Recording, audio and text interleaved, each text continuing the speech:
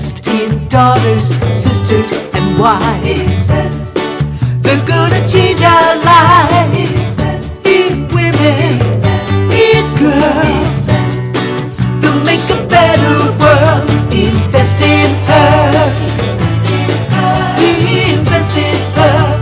Invest in her. And now here's your host, Catherine Gray. Welcome to this week's episode of Invest in Her. I'm your host, Catherine Gray, founder of She Angel Investors and co-founder of the She Angels Foundation, all designed to help fund women. So how perfect that today our guest is all about helping you to get funding. She is the author of Crack the Funding Code. Please welcome to the show, author Judy Robinett. Hi, Judy. How are you? I'm great, Catherine. Thank you so much. Well, thanks for being here. You know, I read the title of your book, saw you on LinkedIn. We have a lot of mutual friends, of course, in the investment world. And I said, I have to have this woman on my show. You have an incredible background in the investment world. And I want to talk about how you got into that as an angel investor, sitting on the boards of venture capital companies, as the past managing director for Golden Seeds. All of these exciting things that I want to share. And of course, I want to talk about Crack the Funding Code book. But let's talk a little bit about, your background and how you got into this. So you were sharing with me that you were actually born in Washington State, right? Yes. My dad was in the military and then retired, and we moved back to Idaho, where my mom's family was from. Cool. And that's where you are now, right? It is. It's where they filmed Napoleon Dynamite. And I've got 6 horses in the backyard, along with, a smattering of ducks, geese, and chickens. So I enjoy the country life, though typically I'm in New York, twice a month and at least quarterly in Europe. Oh, that sounds like an amazing life. And then you did a little stint in Salt Lake City.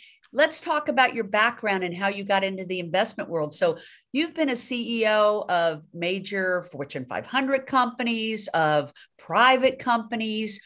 What was your foray into becoming an angel investor? Because gosh knows we need more women angel investors. So how did you get into this investment world? Yeah, and I wasn't CEO of a Fortune 500. I was CEO of a small public biotech company. But I got into it accidentally. So, when I was a vice president of a hospital, I'd given a speech at MIT, and someone handed me a newspaper, a Wall Street Journal, that had an article on how to be financially independent. And it said there's 5 ways: be a doctor, a lawyer, inherit it, marry it. And I thought, well, those are out. And number 5 was start a business. And I thought, how hard could it be? And I went and got a $1.2 million SBA loan, and dumb me started a franchise restaurant, quickly found out.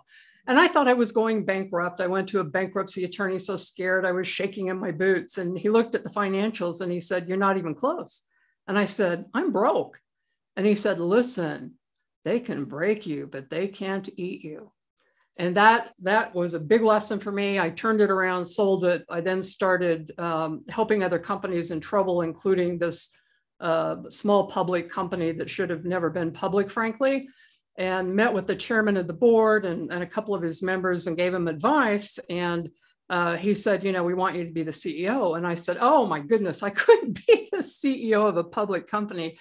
And after he said it the 3rd time, I thought, when I was younger, I wished I'd have been born a guy so I could have been a CEO.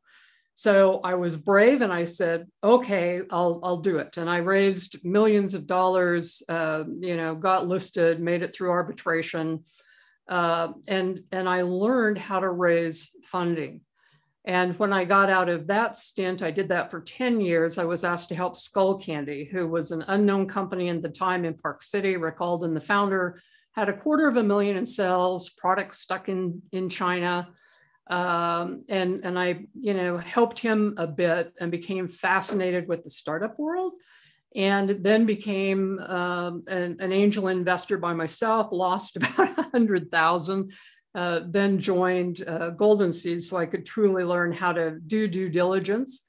But I've always loved, particularly a challenge, and helping women has been a big challenge over the past 20 years.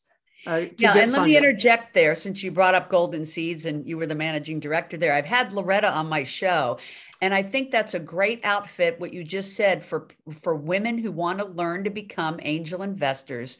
There are groups out there like Golden Seeds that you can literally go to and learn from them. So I think so many women don't become angel investors because they don't know where to start. They don't know where to get the training. So that is a wonderful suggestion for people to look that up and go see what training and education. Yeah. And Catherine, there's 300 angel groups across the United States, every single state.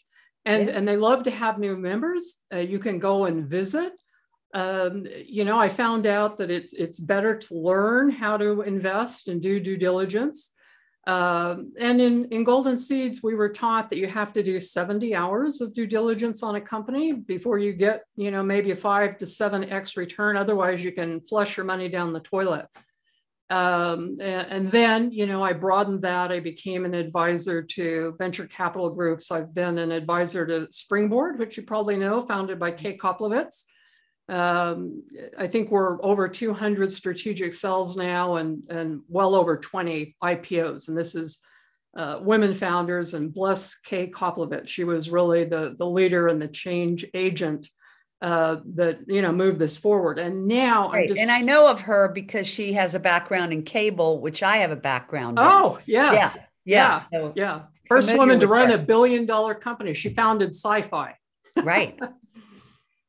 So, like you said, there's so many angel groups for women. There's no excuse for women not to go into this arena. And like you said, where else could you get a return of 5 to 7 times your money if you know what you're doing? So many women are stuck in, just doing the safe stocks, bonds, real estate, but really the women making a lot of money are in this arena of angel investing and limited partners in a venture capital firm, which gives them a golden opportunity, not only to have a lucrative investment, I think you'll agree, but also what an exciting world, isn't it? Isn't it so great getting to hear the pitches and presentations of these brilliant women with these innovative ideas that you get to be the first to hear about? It's incredible, right? Absolutely. And, just in the past week, we've had 3 women who have become billionaires. Sarah Blankley, founder of Spanx, the founder of Bumble, I think her name is Whitney, and 123. Ann Wolkachuk, I think is how you say her name. I know her mother, who wrote a book on how to grow great adult children. So there is money, but, typically women didn't take responsibility for money. I mean, I'm 68. I don't remember my mother having a significant role. But now, thankfully, we have groups that will help you, and it's easier than you think. You do have to, it's a process like anything else, learning. But just getting in the ecosystem, other opportunities come up, Catherine, for you. I get sent opportunities to invest that, most people will never, be able to see. And it really is an opportunity that will help you grow your wealth over time, and also develop key relationships that can help you with your vision. And one important thing that you said is you went to Golden Seeds to learn how to be an angel investor, because you probably scared a few people when you said you lost $100,000 first, but you don't have to lose it. I mean, you could just go and get this training from any one of these angel groups. I know we also have a mutual friend here in California, Zandra Laskowski, that has her own OCA angel group. And there's many angel groups out there that no matter where you're located, you could become a part of and educate yourself before you start investing, right? Absolutely. What do you think were your mistakes about when you first started, when you lost that money? Yeah. Well, I just believed a friend of mine who said, hey, this is a great deal. And it wasn't all on one deal, but that was a mistake. I didn't really understand how to do due diligence, and I needed people that were smarter than me, that were specific to an industry. I knew biotech, medical devices fairly well, but consumer products, which I had invested in, and thought it sounded like a great idea. And I fell in love with the CEO. It's a typical mistake. It's like you're just a charismatic CEO who's out to change the world. And, I was naive and uneducated. Right. And, one of the reasons I think that women are so underfunded is because this is a world unique to them. That's why I appreciate you writing the book, Crack the Funding Code, because it's talking about what are investors looking for? How do you get this funding? And that's invaluable. Let's talk a little bit about the book and where people can get it. Sure. So, I wrote the book because I traveled the world, helping countries improve their entrepreneurial ecosystem. Even with Golden Seeds, we went to India to look at investing in women. And I was always a bit heartbroken at these really brilliant women who didn't understand how the ecosystem of investing worked. And, most of the books that were out there were just nice, kind of platitude books. It didn't have nuts and bolts how to do it. So I determined I wanted to do this to educate people so they really understood, how to put forth a powerful story and literally to get in the right room to the right people. So most people hadn't heard of family offices.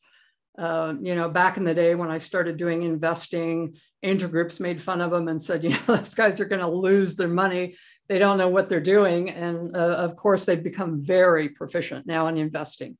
And, there's 6,000 family offices worldwide, sovereign wealth funds that control roughly 11 trillion, which is 8% of the global GDP, are now doing direct deals down through all the way down to startup companies. And there's $376 trillion globally. So there's no lack of money. But it I really think you posted helps. that yesterday. I was going to say, if anybody wants to follow you on LinkedIn, you put up the best post. I love, all the statistics you put up. I think that was just yesterday you put about how many billions and trillions are available now in the venture world, unlike before. And do you feel like, since women have been getting less than 2% of the venture capital, do you think that that's changing? Because what I'm seeing around the globe is more and more women are starting their own venture funds. So I'm starting to see a little turn of the tide. What do you think? Yes, and I think there's some early reports saying that it will really show up that it really took off this year. Thankfully, we have a lot of women who have had successful exits who are going back and saying, I'm going to start a fund and help other women. So I think it is turning around. And of course, having billionaires on the scene makes the guys think maybe they should look closer instead of losing money. Yeah, I mean, women tend to be more successful given the chance. They're just not always given the chance. And, so many innovations and cures, I always say, rest in the hands of some brilliant women. And if they don't get funding, it really will impact the world in a way that is not a positive one. So, we really need to get behind women. And most of the people that I'm talking to are women entrepreneurs. They either need funding or they're in a position to give funding. And so we need more women in the investment world. We need young women getting into these venture capital firms on a working basis, being hired by them so that they impact the decisions and move their way up. And then we need women that have some funds to branch out into this world. And even women that don't have a lot of money could at least jump into maybe equity crowdfunding or something just to get started in investing in another woman. But I do think every woman out there needs to think about part of their portfolio needs to be investing in another woman. That's what's going to solve this issue, because with 98% of the men being men at the investment table, it's no wonder we're not getting funded. As you and I both know, people tend to invest in people they identify with. So we need more women investors, and I'm glad we're having this conversation today. For those that want to get funding, I suggest they pick up your book, which is Crack the Funding Code, and they'll get tips and ideas of what investors are looking for, right? Absolutely. I decided I wanted to do an actual roadmap that helped people understand. And it is so important to build strategic relationships before you need money. And also many people make the mistake of, doing their pitch in front of angels before they've done it in front of other people. It really is a process. The pitch changes, your story pivots, gets stronger. I suggest you find another entrepreneur, a lawyer, banker, someone who already works in the area, that you get some expertise so you don't waste any of that social capital.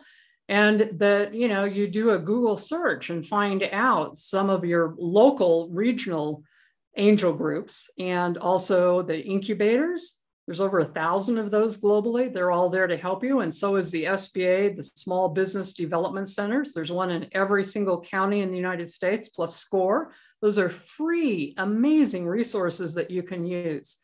And, women typically don't ask, and we have to ask. Research actually shows if you ask, you're seen as more competent. That makes total sense. And you're right. That is something in our culture that we don't really raise women to ask or even receive. So it's something that they definitely need to work on and be aware of. It's something culturally that we have to instill in the young women in our culture for future generations. So I'm glad we're having this conversation. You've been featured in Forbes and Bloomberg and all of these Wall Street Journal, all these different financial entities. What is always the best advice that you can give to someone who's seeking funding? The first one is get some advisors, some people who have done it before, and make sure that pitch deck is the strongest story that you can convey.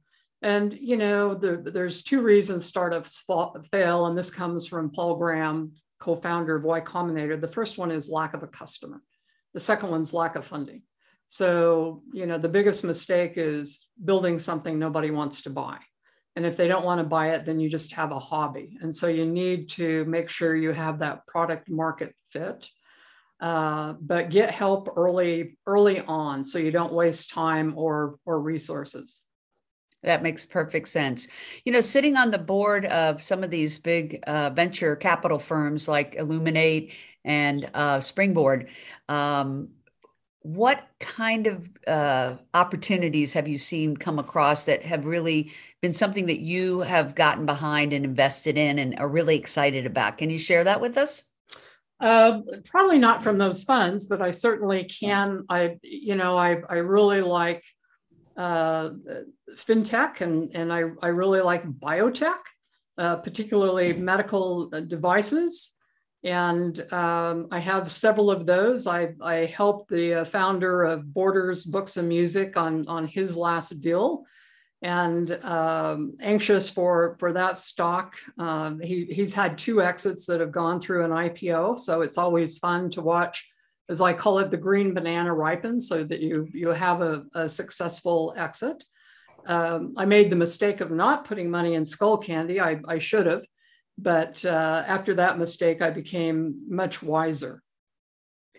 Yeah, I do think that people learn by trial and error, and they could go in with not a huge investment, but it is a learning curve. There's different ways to invest, from, a safe to the convertible notes to, investing in a company that you think is going to go public, or, Series A, B, C. There's a lot to learn, but it's learnable.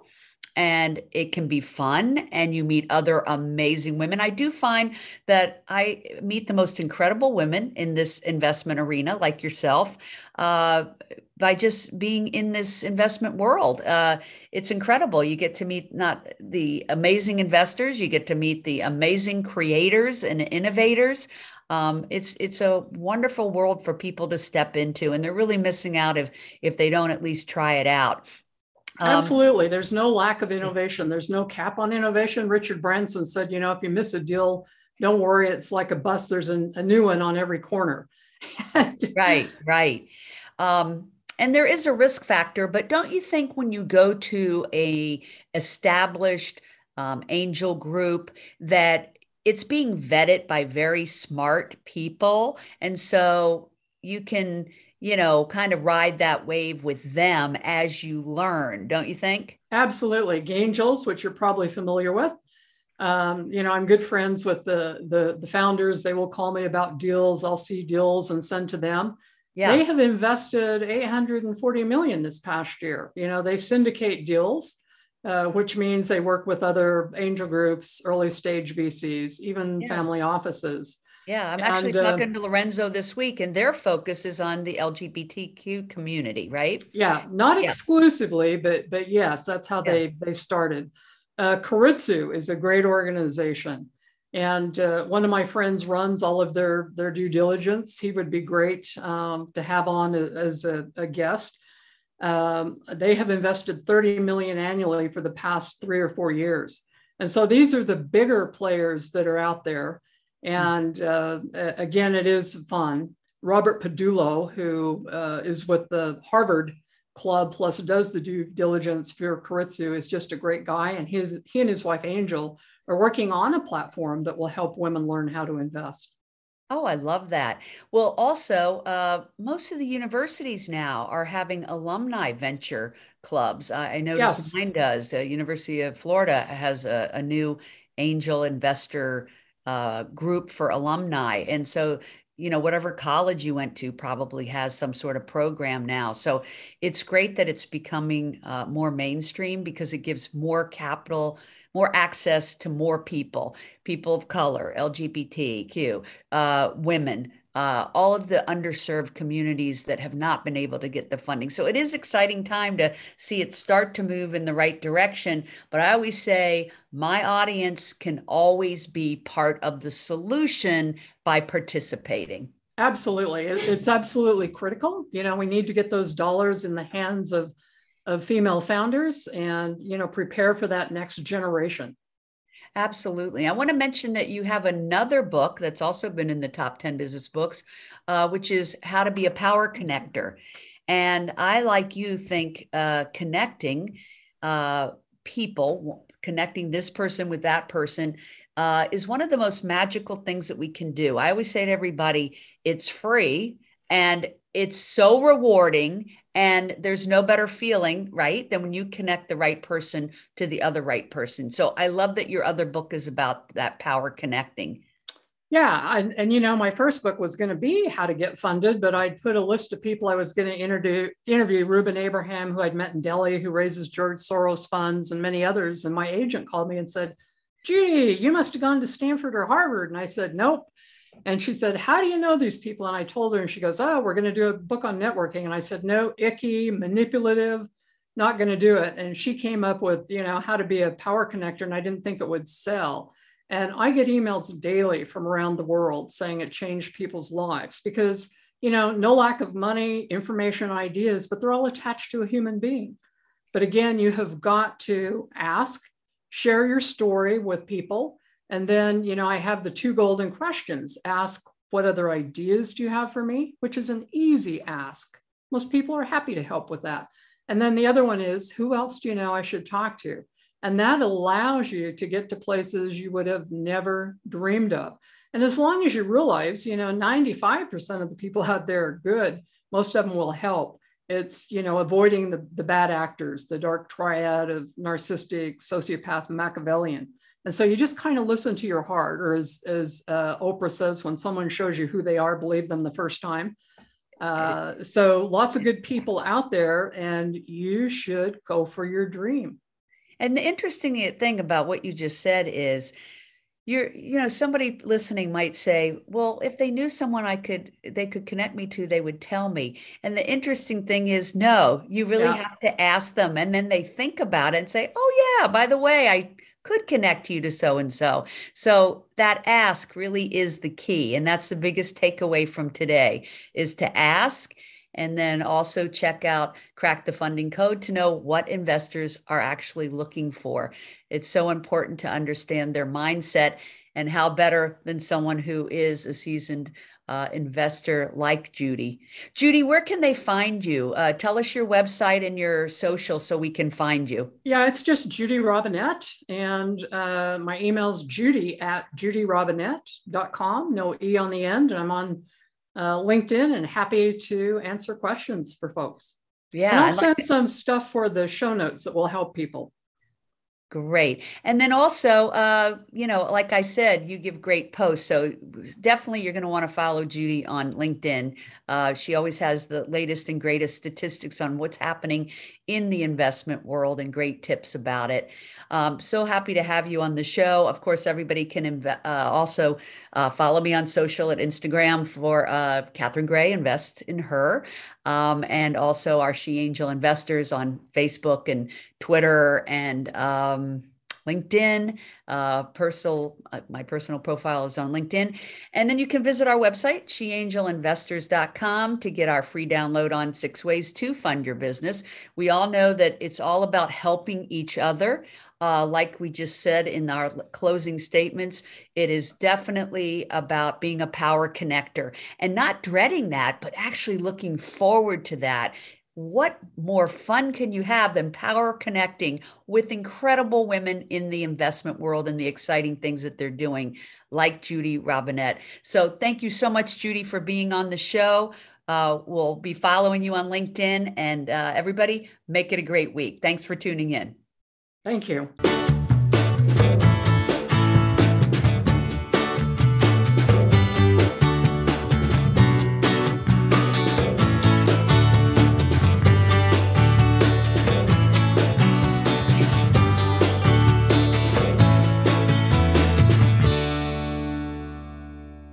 Our theme music was created and produced by Lindsay Tomasic.